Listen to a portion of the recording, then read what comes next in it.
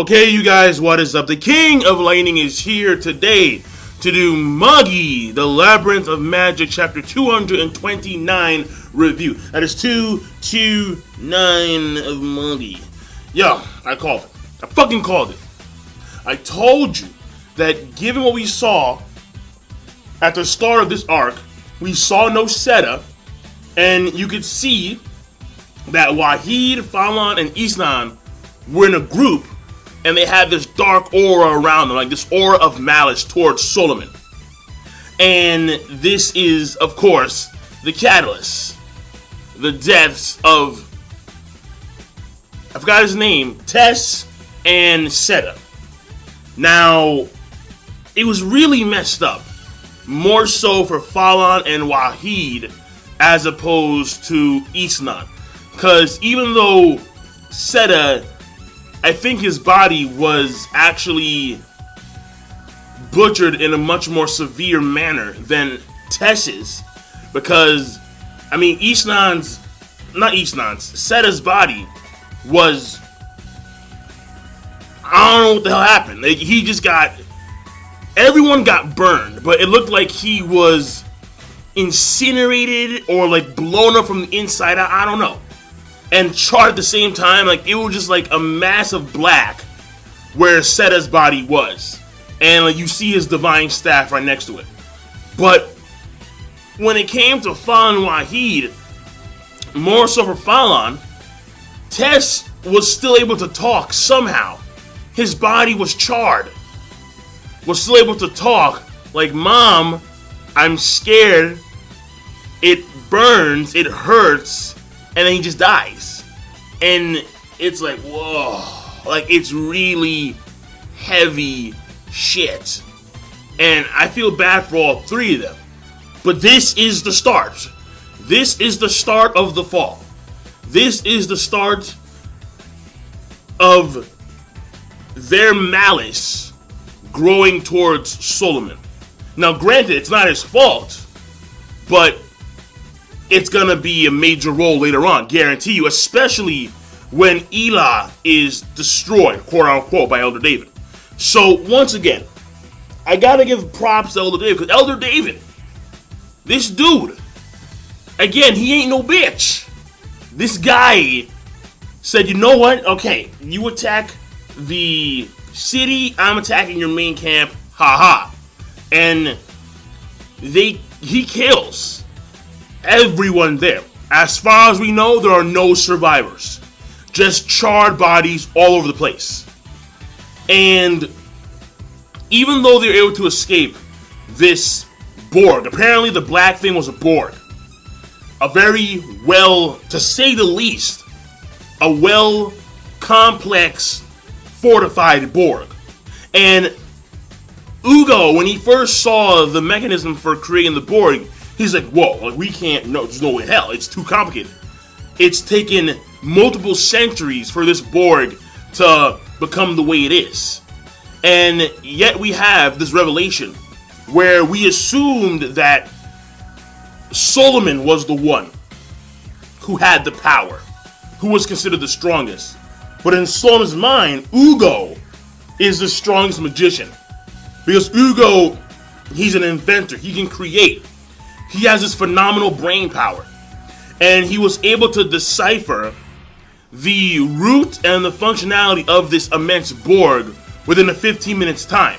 So he was able to deduce centuries of information in 15 minutes. And according to Solomon, Ugo, he makes it very clear. It's not even a hint. It's very clear now that Solomon is not the creator of the current world. Ugo is. Ugo, fucking Ugo. Now, this may have had to tie in with the Sacred Palace, probably, but fucking Ugo. What? He says clearly that my magic, meaning he's talking to himself, Solomon's magic, he states that it is mainly for destruction. When it comes to creating his magic can't create things, but he can destroy things on a phenomenal scale. And he can manipulate the ley lines and so on and so forth. And in the case of Ugo, Ugo can invent and create on a grand scale. So they're polar opposites in a lot of ways. When it comes to their foundation of magic, Ugo, he's the creator, he's the inventor, while Solomon, he's the destroyer. And at the same time, Solomon has the confidence that Ugo lacks. Oh man, like pretty much in this sense, like one is yin, one is yang. And whether together they become whole. So I do like how, okay, fine. So, let me retract my statement. All right, let me go back. Within the context of what may happen in the future, let's just say for now that both Ugo and Solomon are the ones who create the current world that we know of Magi. But it is Ugo's design that is the foundation of the world. Because Solomon's magic does not flow, it does not comprise of creation type magic. More so just simply put destruction, annihilation. But it is Ugo's magic that comprises the foundation. Though this may change.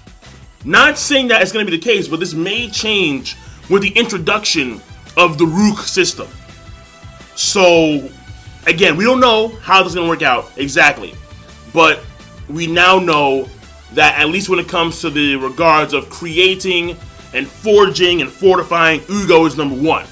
And the sense of destruction and annihilation, Solomon's number one. That's just the way it is. So, the chapter, that's it. Because the chapter is very simple. And it's very straightforward. It's mainly focusing on them escaping the Borg. And them reaching the area of the main camp and seeing the charred bodies. And whatever happened to Seta, whatever the fuck happened there. And having Tessa's final words to Mom and Pop. And just dying. So now, obviously, they're going to hunt down Elder David. That's not even a question. They're going to hunt down Elder David. Though, I don't know how they're going to do it. Maybe from some type of clairvoyance magic, possibly. But I'm pretty sure that Elder David, he's probably in a certain location that has a distinct connection or tie with his endgame goal, which is to kill God along with Solomon. Well, in the sense of him and Solomon are going to kill God.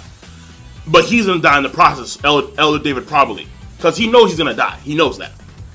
And that's it. So, overall, the chapter, I thought it was a great chapter, to be quite honest. The emotions were there. Alright, again, when you have Fallon and the beginning starts off, the beginning kicks off with just complete and utter despair. Immediately, she thinks that her child is dead. Solomon is able to persuade her into believing the opposite. And when Ugo, and very important again, when Ugo and Solomon are going through the mechanism of the Borg, everyone there praying. They're praying. Again, you have to keep on mentioning this because it is quintessential to the way people start to feel about Solomon and his quote-unquote arrogance. Here they are praying. They're praying to Solomon.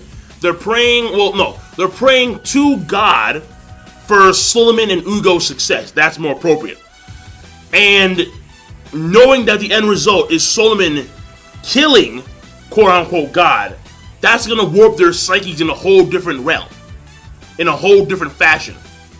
And when you're already on the edge, to say the least, when you're already on, if not way over the edge, with the death of your child and your brother, then when it comes to the death of God, you're done. You're lost. There's no coming back. You're MIA. You're done. So, yeah. I mean, again, that's why, once again, at the start of this arc, those three were in a party together in the corner. So I'm done. The chapter is great, and I will see you guys later. King Lightning, rate the video, comment, and subscribe as always. Have a nice day.